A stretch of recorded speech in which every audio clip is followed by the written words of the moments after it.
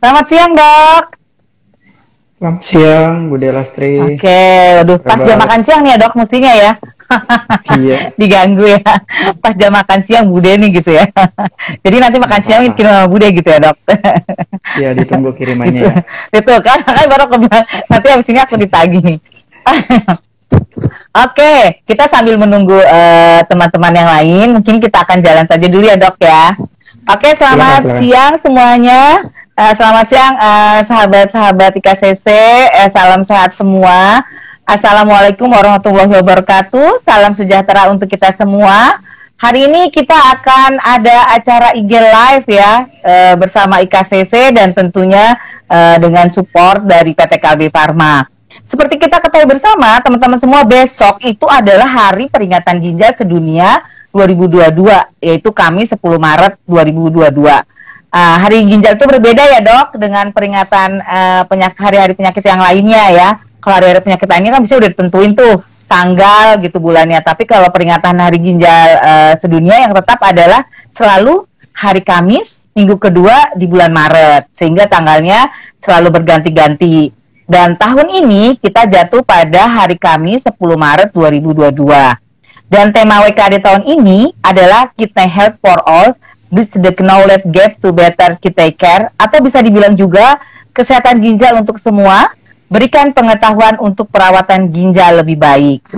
Untuk itu, IKCC dalam rangka IG Live hari ini akan menghadirkan Dr. Dedianto Hengki Saputra, MGG Aifoka, untuk bisa memberikan informasi, edukasi, dan pengetahuan khususnya mengenai nutrisi bagi para pasien penyakit ginjal kronik gitu ya kan. Karena seperti kita ketahui bersama, terutama bagi pasien-pasien yang baru gitu ya dok, sering banget bingung gitu ya kan, apa, bahkan jadinya susah, ini nggak boleh, itu nggak boleh gitu ya kan, ini bahaya, itu bahaya gitu ya dok. Nah, makanya jadinya kita menghadirkan yang pasti, selalu IKCC menghadirkan narasumber-narasumber yang ahli di bidangnya. Nah, ini sudah ada beberapa pertanyaan sebelum kita acara ini, sudah ada beberapa pertanyaan yang masuk ke tempat kita gitu ya dok ya. Nah mungkin Ya, saya hello dulu dokter, kemudian dok saya masih agak bingung Aifoka itu apa ya cie. Mungkin boleh dijelaskan dokter memperkenalkan diri dulu lah gitu ya kan. Silakan dok. Nah. ya, IVOCA itu sebetulnya cabang dalam ilmu kedokteran yang mempelajari tentang olahraga ya. Jadi Oh khususnya gitu. fisiologi olahraga. Jadi Oh gitu dok. ya, betul. Jadi segala sesuatu yang terjadi di dalam badan kita pada saat kita berolahraga itu dipelajari dalam itu tadi yang IVOCA itu. Jadi Oh kalau K itu Aifoka. klinis, jadi khusus memang untuk dokter. Jadi IVO itu gelar Mm-mm. sebetulnya Mm-mm. bisa didapat oleh klinisi itu dokter atau non klinisi. Tapi kalau untuk klinisi dokter itu memang belakangnya ada K, K itu klinis. Oh Tuh. gitu. Jadi dokter yang ahli Iya, olahraga gitu ya dok ya. Aifoka bisa dibilang gitu ya. betul. Wah Iya. lengkap banget kalau gitu ya dokter. Kapan-kapan kita mungkin bisa bicara berolahraga buat pasien PGK ya di Live ini ya dok Boleh. ya. Kita sambil olahraga Oke. sekarang kita. Sambil olahraga bisa ya dok ya. Jangan, saya belum makan. Oh belum makan ya dok. Oke, gini nih dok, nih ada pertanyaan ya. Kenapa sih Ya, dok gitu ya berbeda kebutuhan makanan atau nutrisi buat orang yang sehat dengan orang yang sudah sakit penyakit ginjal kronis atau gagal ginjal? Itu kenapa ya dok? Mungkin bisa dijelaskan sedikit gitu dok. Makasih dok, ya. silakan dok. Jadi sebelum saya menjawab pertanyaan itu, ya mungkin saya singgung sedikit tentang fungsi dari ginjal ya secara singkat Boleh, saja ya. silakan dok. Iya. Ya, fungsi ginjal itu kan salah satunya memproduksi urin ya, air atau air seni. Jadi di dalam air seni itu sebetulnya tujuannya adalah untuk membuang kelebihan air dan sisa metabolisme di dalam badan kita ya. Jadi segala sesuatu yang berlebih atau tidak dibutuhkan lagi, itu salah satunya dikeluarkan dari badan kita melalui urin. Ya, jadi urin itu diproduksi oleh ginjal. Jadi ginjal itu membuang kelebihan air dan kelebihan sisa metabolisme. Tetapi sebenarnya fungsi ginjal juga banyak yang lain ya. Fungsi tekanan darah, ya mengatur tekanan darah, dia membantu mengaktifkan vitamin D, ya, membantu menstimulasi produksi sel darah merah, ya. Jadi fungsinya itu nggak sebatas hanya produksi air seni sebetulnya, tapi fungsinya sangat Hmm. banyak, ya. Jadi menjaga pola makan pada pasien ginjal Pasien itu, ginjal? iya, fungsinya atau peranannya sangat banyak sekali ya, gitu. Salah satunya adalah tadi itu ya dok, apa paling tidak menekan komplikasi-komplikasi yang lain gitu ya dok ya, bisa dibilang gitu ya dok. Iya. Oke. Oke. Kemudian dok, jadi seperti itu. Jadi bisa saya sampaikan bahwa ternyata karena ada fungsinya ginjal terganggu itu, jadi kemudian ada penyakit komorbid gitu ya kan, sehingga semuanya harus disesuaikan gitu ya dok ya, seperti itu ya. Betul. Oke. Jadi sebetulnya penyakit komorbid itu yang menjadi penyebab kerusakan ginjal gitu ya. Jadi diabetes dan hipertensi itu ya adalah dua penyakit teratas yang sering berkomplikasi menyebabkan kerusakan ginjal secara permanen. Jadi seperti itu ya dok ya. Oke, kalau tadi misalnya kita udah tahu nih, ternyata kenapa kita berbeda, maksudnya orang yang sakit gagal ginjal itu berbeda kebutuhannya. Tadi dokter udah jelaskan ya, latar belakangnya adalah seperti itu. Nah, sekarang kalau kita udah tahu gitu ya kan, nah kan oh ya ternyata kenapa berbeda gitu ya.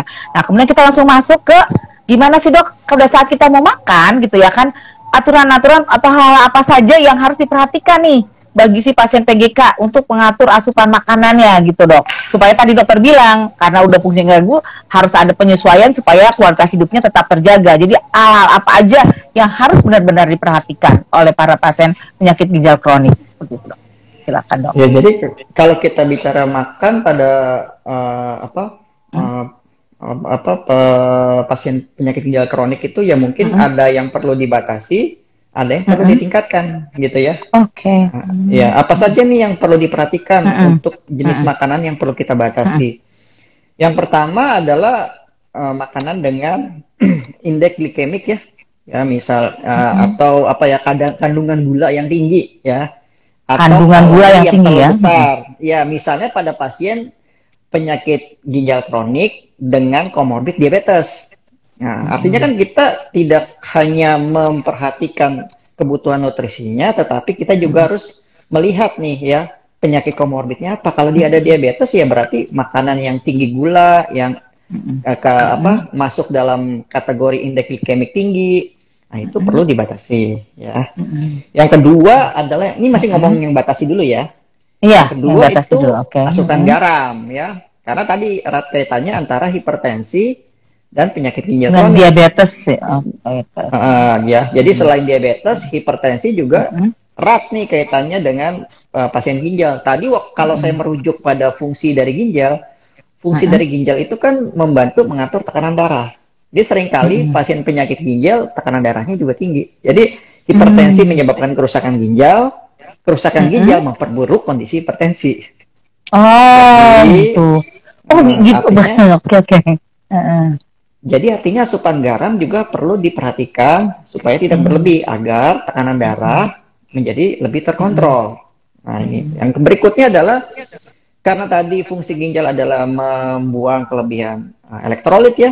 Jadi ada beberapa elektrolit yang punya resiko kadarnya lebih tinggi pada pasien dengan penyakit ginjal kronik. Misalnya seperti kalium ya, lalu juga fosfor.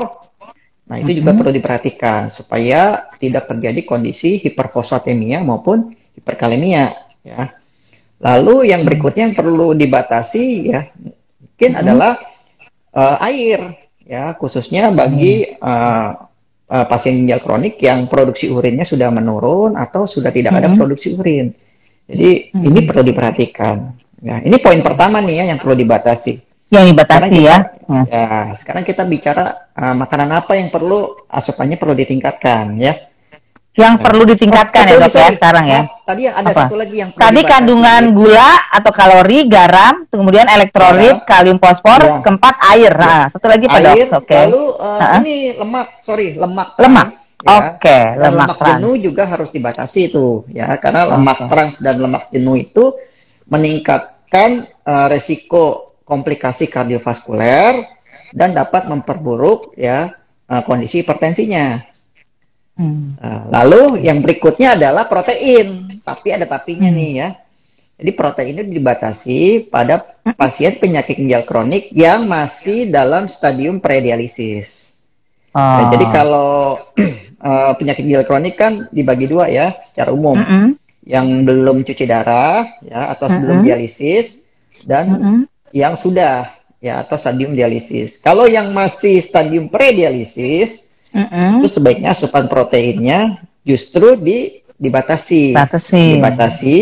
Karena dari berbagai penelitian menunjukkan ya pembatasan asupan protein pada pasien predialisis ternyata dapat menghambat ya laju progresivitas atau kerusakan fungsi ginjal yang masih tersisa. Artinya kita menahan laju dari stadium predialisis supaya tidak cepat masuk ke dalam stadium dialisis. Gitu, Bude. Ya. Sekarang kita bicara yang perlu ditingkatkan. Kalau yang perlu ditingkatkan apa saja nih? Yang pertama adalah protein, protein. Tadi katanya dibatasi. Ini kalau sudah masuk stadium dialisis. Berbeda nih ya. Kalau sebelum itu posenya dibatasi, tetapi kalau sudah masuk ke dalam stadium dialisis, proteinnya justru ditingkatkan ya sekitar 20-50% lebih tinggi dibandingkan kondisi orang yang sehat ya. Jadi kalau banyak ya dok ya berarti. Betul. Kenapa protein kebutuhannya lebih tinggi? Jadi ya salah satu faktornya adalah ya pada saat prosedur dialisis itu kan protein juga ada yang terbuang ya. Ada yang terbuang ya baik melalui mesin HD atau yang melakukan prosedur CAPD itu protein ada yang terbuang, makanya dibutuhkan tambahan lebih besar atau lebih banyak dibandingkan kondisi sehat. Yang kedua adalah perubahan metabolisme. Memang badan itu metabolismenya lebih tinggi sehingga kebutuhan proteinnya juga meningkat gitu kalau sudah masuk stadium dialisis. Apalagi yang perlu ditingkatkan nih asupan kalori pada ya pasien ginjal kronik yang underweight. Jadi yang apa badannya kurus ya, kurus. Yang kurus. Ya, yang indeks massa tubuhnya di bawah 18,5 kg per meter square. Nah, diharapkan asupan kalorinya lebih banyak supaya berat badannya cepat naik. Ya, kalau badannya lebih masuk dalam kategori normal, ya tentu saja badannya akan lebih kuat pada saat misalnya dia harus menjalani prosedur dialisis. Tuh ya. Lalu apa saja yang perlu diperhatikan asupannya supaya tidak kurang?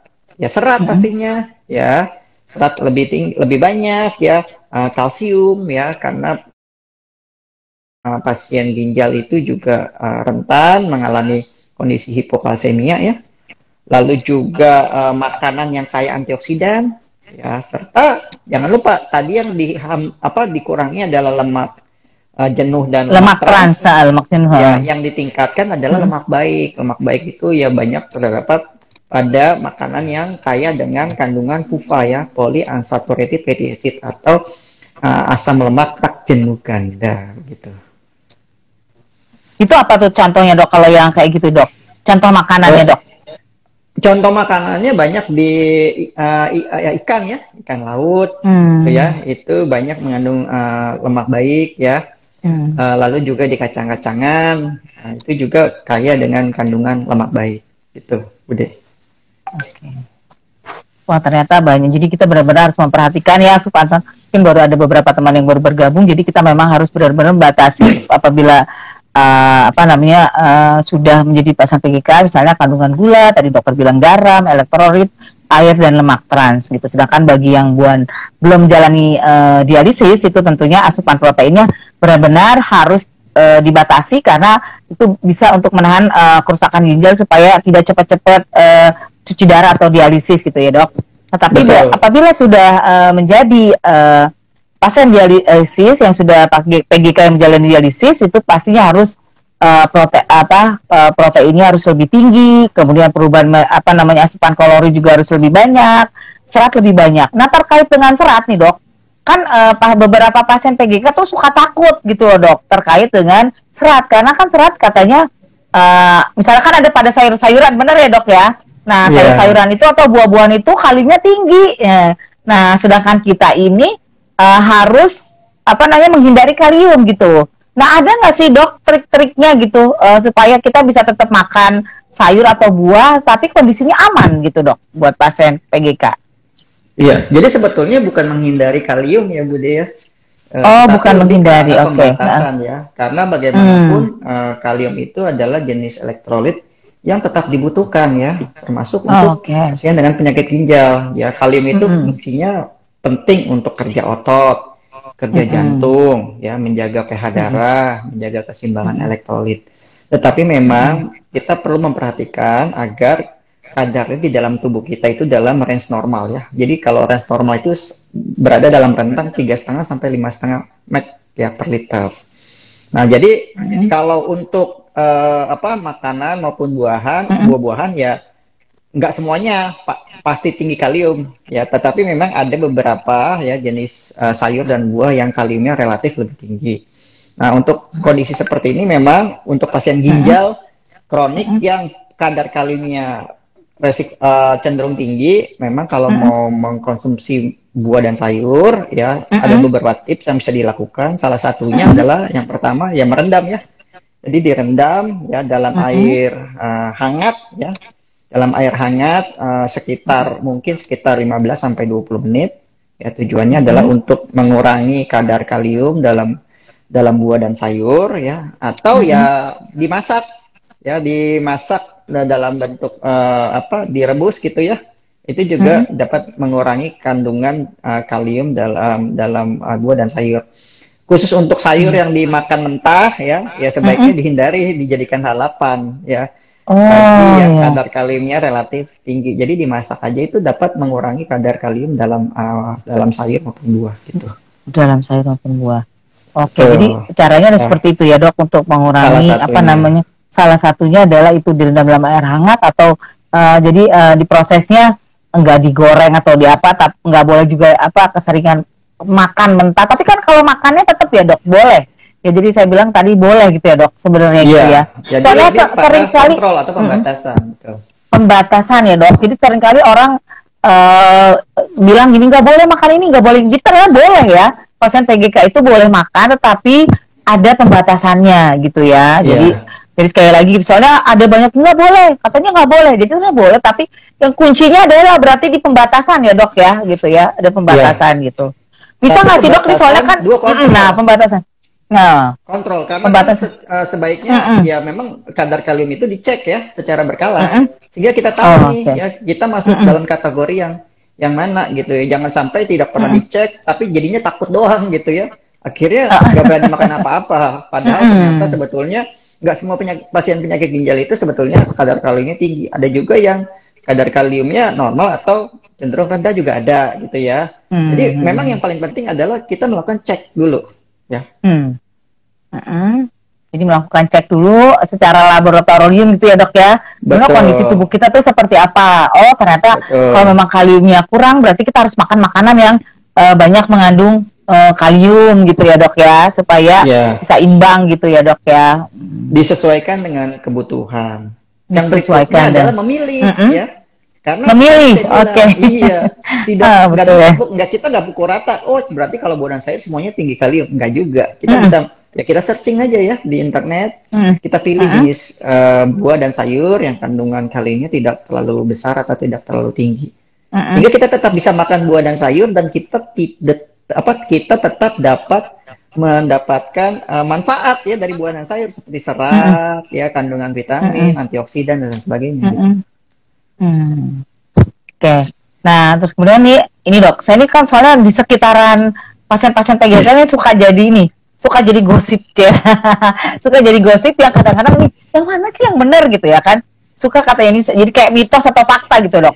Pisang gitu ya. Jadi takut makan pisang gitu, atau mungkin begini, yaudah makan pisangnya pas cuci darah aja gitu ya kan, jadi boleh. Jadi sebenarnya bagaimana sih, Dok, mengenai buah pisang ini, betul nggak sebenarnya berbahaya?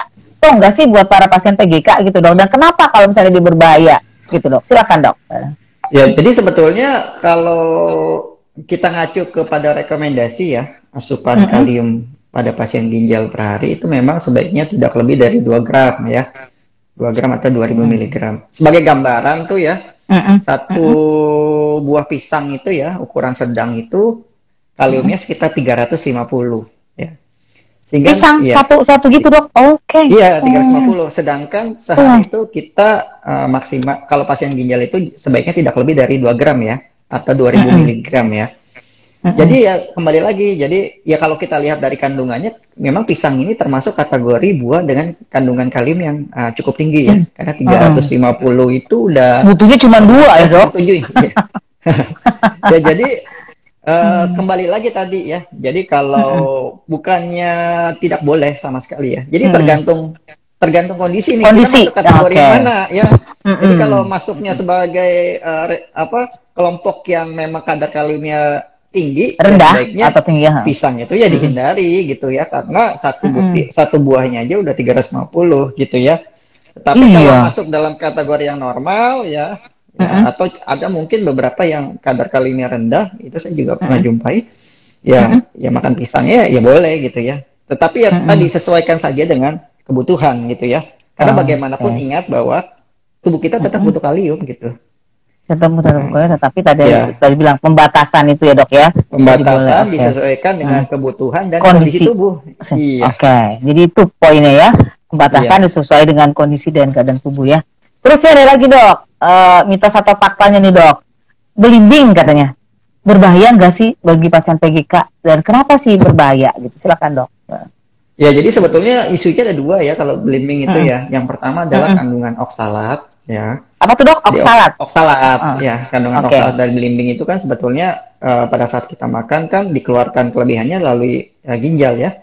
Oksalat itu ya bisa meningkatkan pembentukan batu ya, batu oksalat namanya di ginjal. Kalau yang kedua itu terkait dengan kandungan yang namanya karamboksin ya. Karamboksin itu ada di dalam buah belimbing ya. Dalam kondisi normal itu ya karamboksin dikeluarkan oleh ginjal. Tapi karena fungsi ginjalnya terganggu ya, jadi kemampuan tubuh untuk mengeliminasi karamboksin ini terhambat. Dan karamboksin ini kalau tinggi ya tidak bisa dikeluarkan dari tubuh. Efeknya itu bersifat toksik untuk saraf dan otak, neurotoksik bilangnya begitu. Jadi memang gitu, Dok. untuk pasien ginjal ya asupan belimbing ini sebaiknya dihindari. Oke. Karena ke syaraf dan otak gitu ya, Dok ya. Iya. Oke. Jadi semua Si belimbing ya, termasuk karamboksin itu. belimbing yang kecil, belimbing buluh juga ada kandungan karamboksin. Oh, termasuk belimbing bulu itu yang kalau buat sayur-sayur itu kan ya, Dok ya, Iya, kadang-kadang ya. betul. Yang Iya. rasanya asem-asem gitu. Nyegerin sih gitu ya, Dok ya. Bisa Tapi bikin ikan tuh ya, ikan bumbu ikan tuh. ya, bumbu ikan kuning ya, asem ya, Dok ya. Iya. Kuah asem. Oke, jadi benar ya. Jadi teman-teman ternyata belimbing ini memang benar-benar karena tadi dokter bilang, karena fungsi ginjal teman-teman sudah terganggu sehingga tidak bisa dikeluarkan lewat ginjal ya kan. Akhirnya itu berbahaya karena bisa menyerang saraf dan otak gitu ya, Dok ya. Sebaiknya sih memang belimbing ini dihindari lah gitu ya, Dok ya. Betul. Kemudian yang ini mie instan. Wah, kenapa sih gitu ya, Dok? Karena gue pengen makan mie instan, boleh nggak sih? Ragu-ragu gitu, Dok. Nah, hati-hati lo gitu. Jadi gitu kayak, Dok. Gimana nih, Dok, tentang mie instan gitu ya kan? Ya memang sulit menolak mie instan ya. Apalagi Iya. kalau dingin-dingin. Betul, Dok. Makanan favorit. Ada sebetulnya ada yang jadi concern dari mie instan itu adalah kandungan natriumnya ya.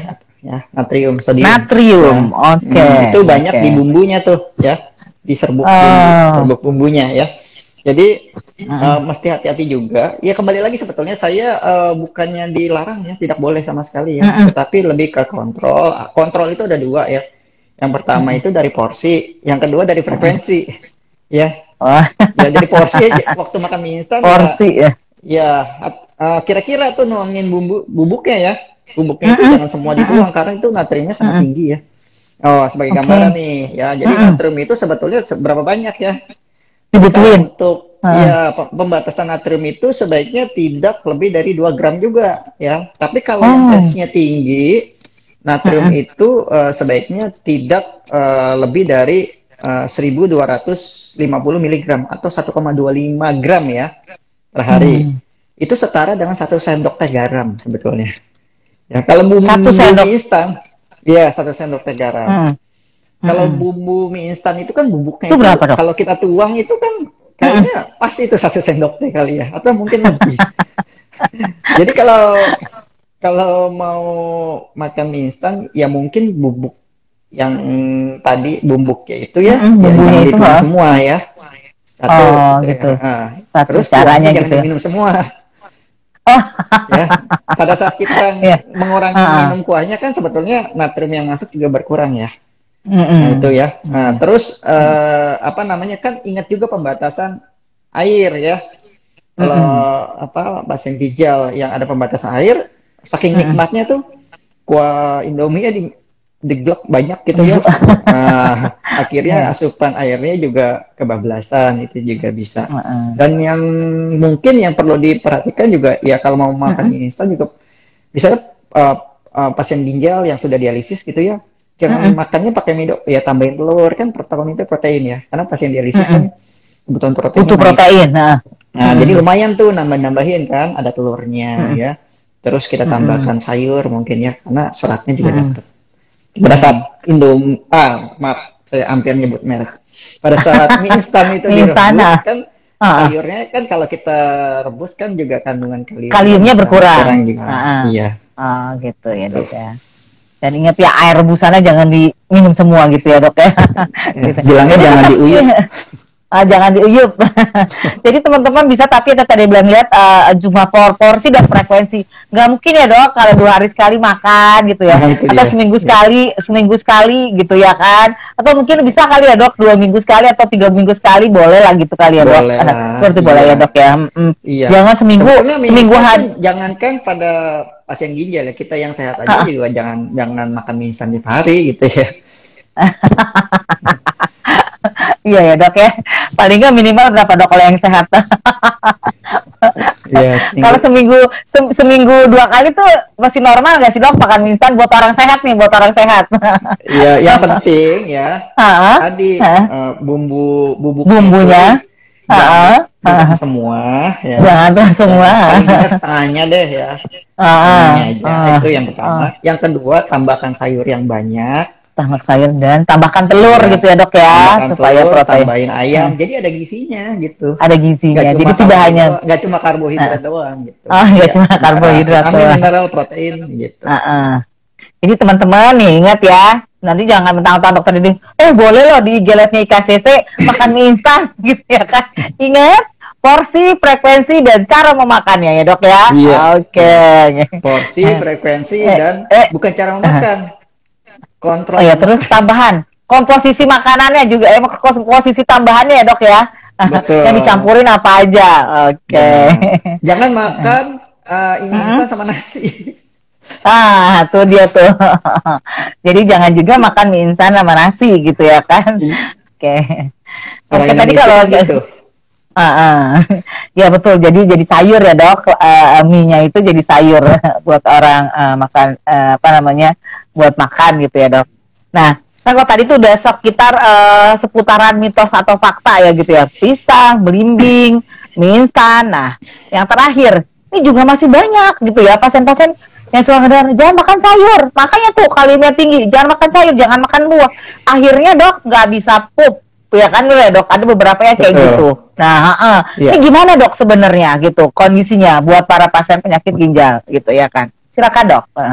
Ya jadi sebetulnya ya tadi yang sebetulnya jadi concern pada saat makan sayur itu kan karena takut ya sayur itu kaliumnya tinggi. Ya tadi seperti saya bilang bahwa tidak semua sayur itu masuk kategori kalium tinggi. Ya kita bisa memilah jenis sayur yang tidak masuk kategori tinggi kaliumnya ya. Yang kedua tadi ya kita rendam dulu ya sekitar 15 sampai 20 menit ya dalam air matang hangat ya. Supaya untuk mengurangi kadar kaliumnya dan kita masak ya. Jadi kalau mau lebih kurang lagi sebetulnya dimasak dalam bentuk sayur berkuah ya. Karena itu juga akan mengurangi kadar kalium dari sayur ya. Jadi ingat ya bahwa kita tetap butuh serat, kita tetap butuh vitamin, mineral yang banyak sebetulnya di dalam sayur. Jadi tidak dihindari, tetapi dipilih dan asupannya disesuaikan dengan kondisi. Begitu.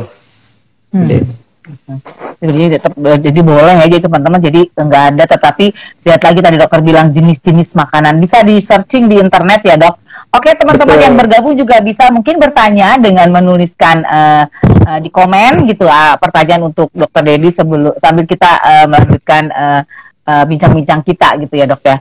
Nah kemudian ini dok, kalau pasien ginjal kan juga suka nih dok, ya harus minum mungkin nggak ada kaitannya juga sama apa namanya dengan makanan atau minumnya. Suka minum ini dok, karena mungkin nggak bisa makan misal sayur atau apa.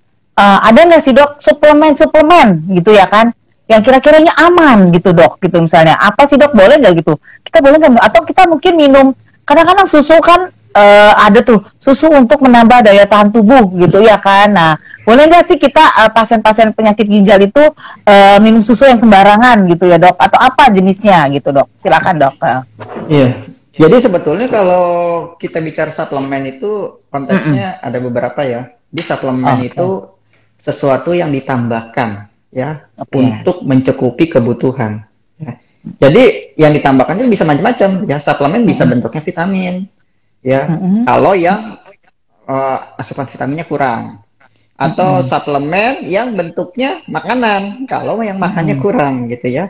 Jadi suplemen makanan ya banyak jenisnya ya. Ada yang minuman serbuk, ada yang bentuknya minuman siap saji ya, bentuk susu dan sebagainya.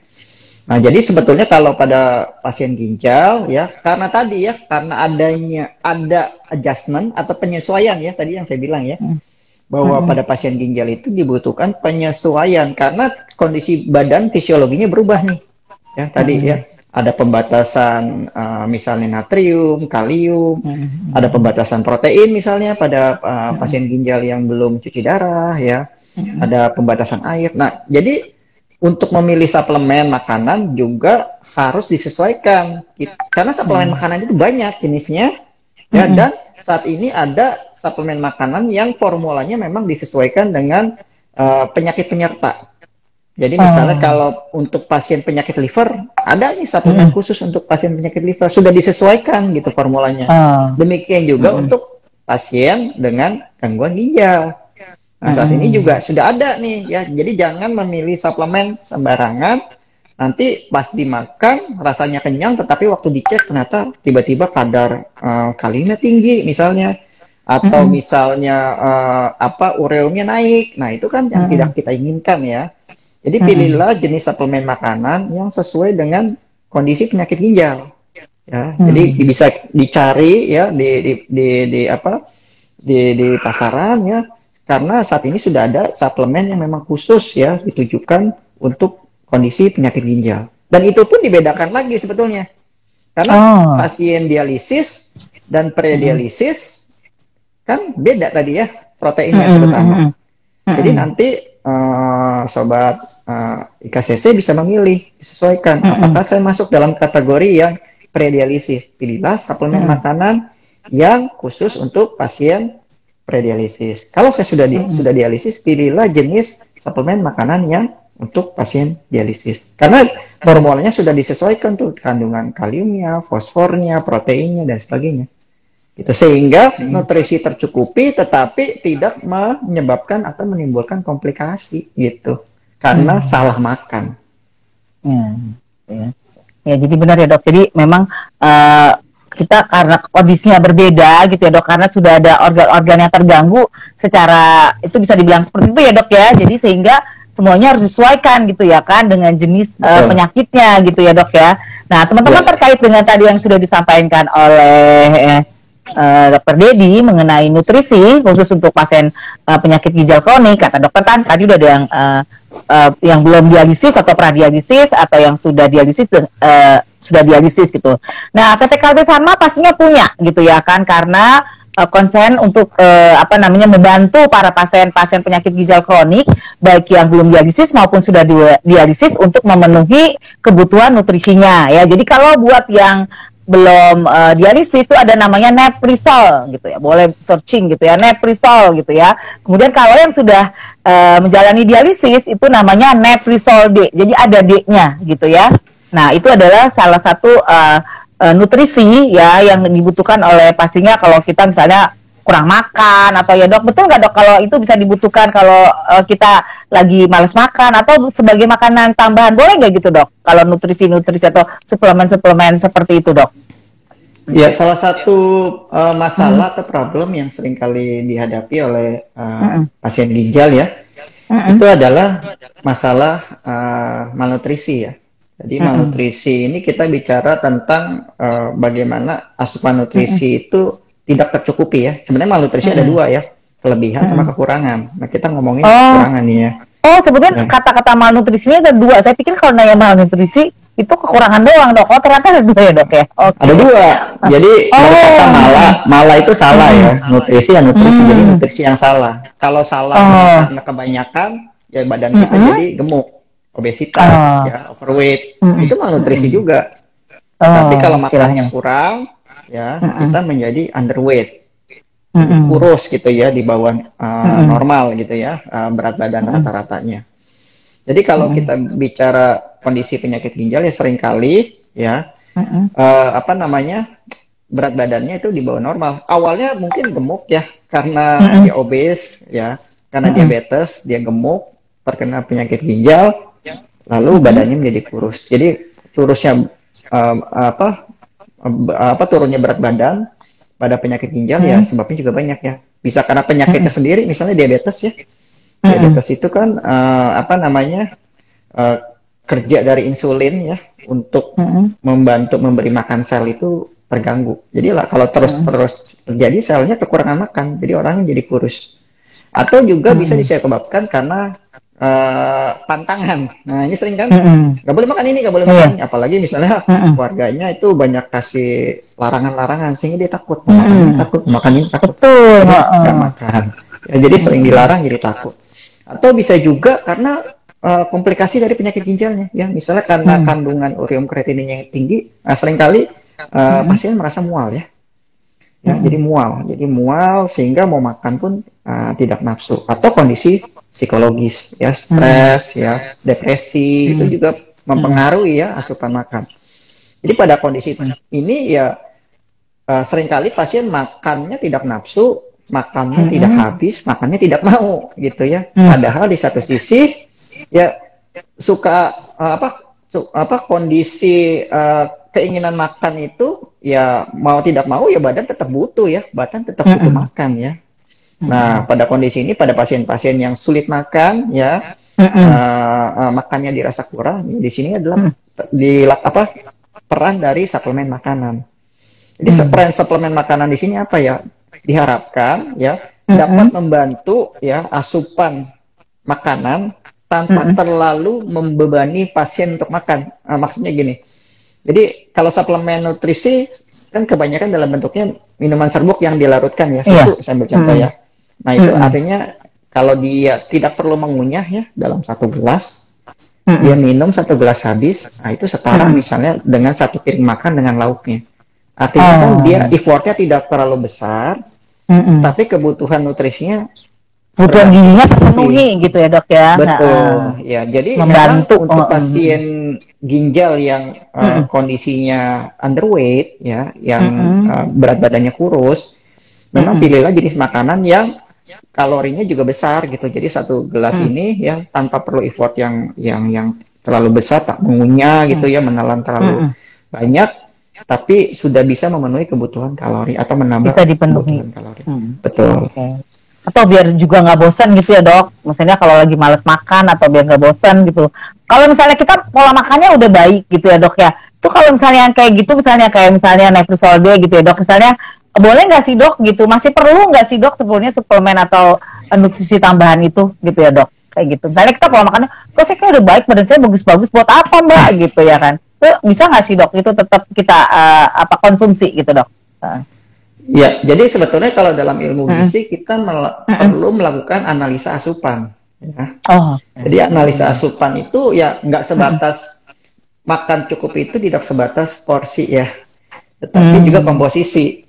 Jadi kalau biasanya analisa asupan itu dilakukan oleh dokter gizi atau ahli gizi, itu bisa melihat nih ya. Jadi biasanya kita akan di interview ya, diwawancara untuk melihat kebiasaan makan kita sehari-hari seperti apa jenisnya dan berapa banyak. Dari situ akan kelihatan. Mungkin secara porsi cukup, tapi secara komposisi kurang. Nah, di situ bisa diberubah tuh ya. Tapi ada yang paling sering adalah ya secara komposisi kurang, secara porsi kurang.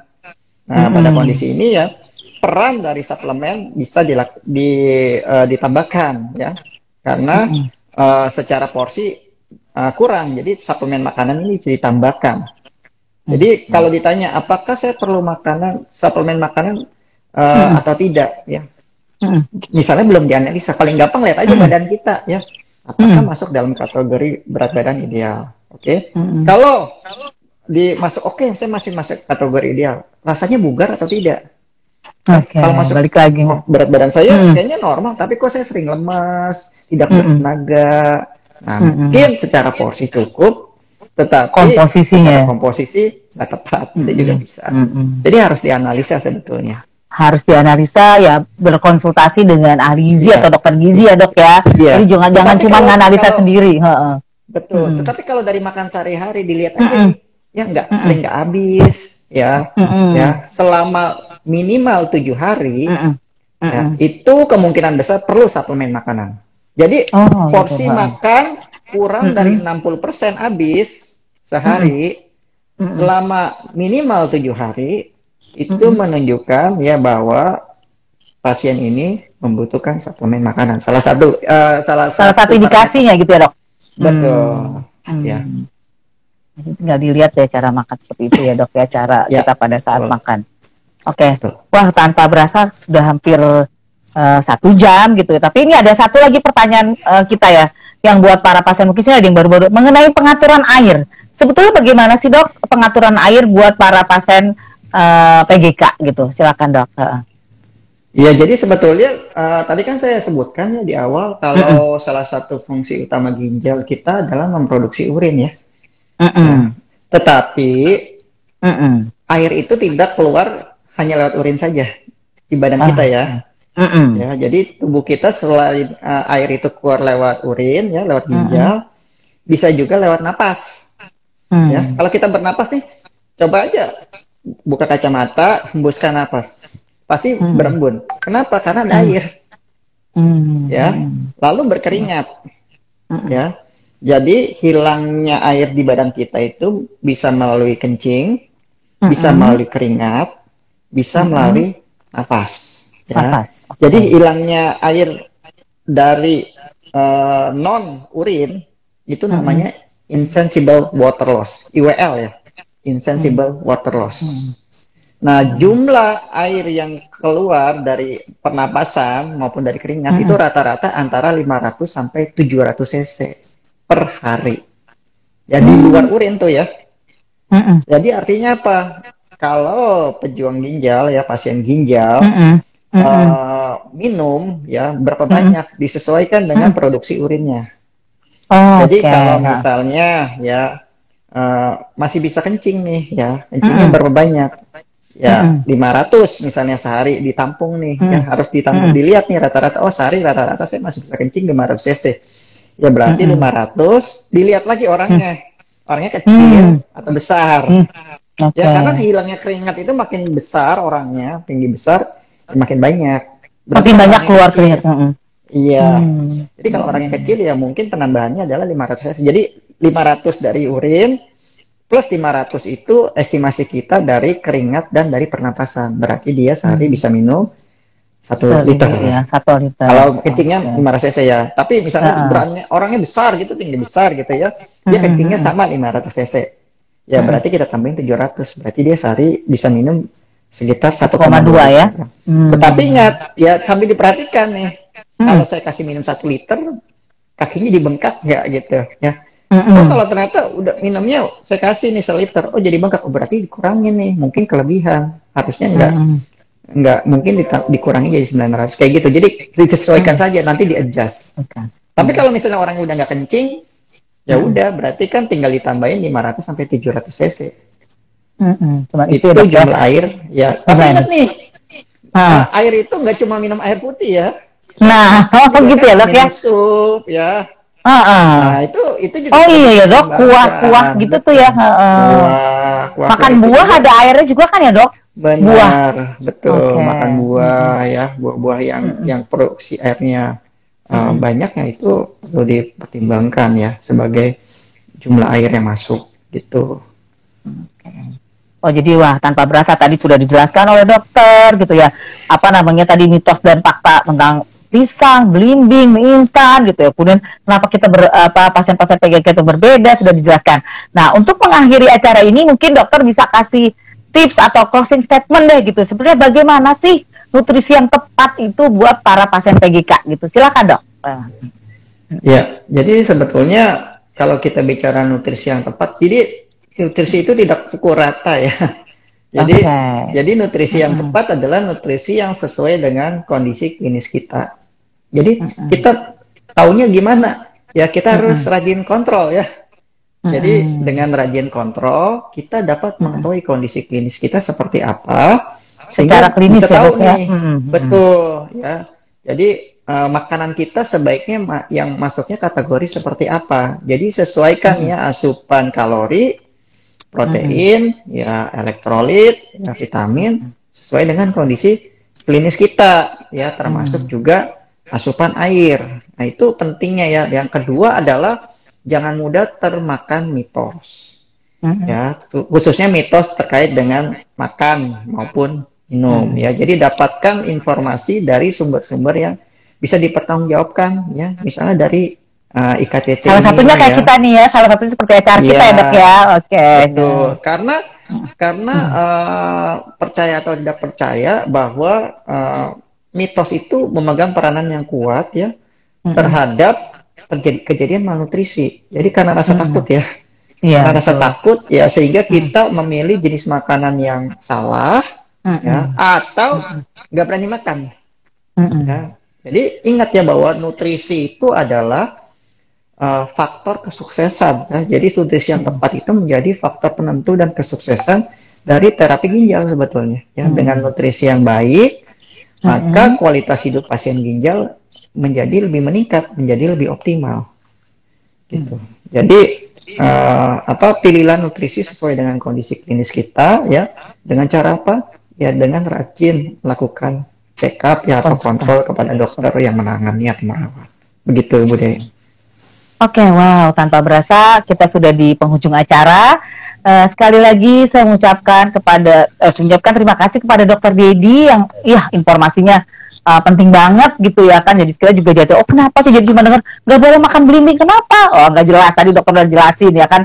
Kenapa nggak boleh makan pisang, tapi ternyata kita bisa makan pisang juga, banyak kadar kandungannya gitu ya, Dok. Jadi semua harus disesuaikan gitu ya, sesuaikan dengan kondisi dan tubuh. Dan bagaimana cara kita tahu supaya kita itu sudah bagus atau belum secara klinisnya ya pastinya teman-teman sesekali ya, atau ya harusnya secara rutin ya 2 bulan atau 3 bulan atau sebulan sekali bahkan ya ke ahli gizinya di rumah sakit masing-masing gitu ya yang sudah menjalani. Dan dokter juga sudah menjelaskan bahwa ternyata kebutuhan pasien penyakit ginjal yang belum dialisis dengan dialisis itu berbeda gitu ya. Jadi ini juga menjadi perhatian buat semuanya. Dan sekali lagi saya mengucapkan terima kasih kepada Dr. Dedianto Hengki Saputra, sarjana gizi dan ahli kedokteran, ahli olahraga gitu ya. Dan itu supaya kita tadi sudah mendapatkan informasi yang sangat bermanfaat untuk kita semua. Sekali lagi terima kasih Dok, selamat siang. Dan juga tentunya pasti saya juga mengucapkan terima kasih kepada teman-teman yang sudah join bersama kita di jam makan siang ini gitu ya. Semoga apa yang tadi sudah disampaikan oleh IKCC, oleh Dr. Dedi gitu ya, itu bermanfaat untuk kita semuanya. Sekali lagi saya mengucapkan terima kasih, selamat siang, sampai jumpa lagi di IG Live IKCC berikutnya. Selamat siang, salam sehat selalu, dan ingat tetap memakai masker, kemudian mencuci tangan dan menjaga jarak. Terima kasih Dok, saya izin live ya. Terima kasih semuanya, salam sehat semuanya, selamat siang.